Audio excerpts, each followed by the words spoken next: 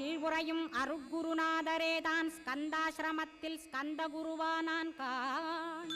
மூவரும் தேவரும் முனிவரும் போற்றிடவே ஸ்கந்தாசிரமம் தன்னில் ஸ்கந்த ஜோதியுமாய் ஆத்மஜோதியுமாய் அமர்ந்திட்ட ஸ்கந்த குரு, இருளை அகற்றவே எழுந்திட்ட எங்கள் குரு, எல்லை இல்லாத உன் இறைவழி காட்டிடுவாய், முக்தியை தந்திடுவாய் மூவரும் போற்றிடவே.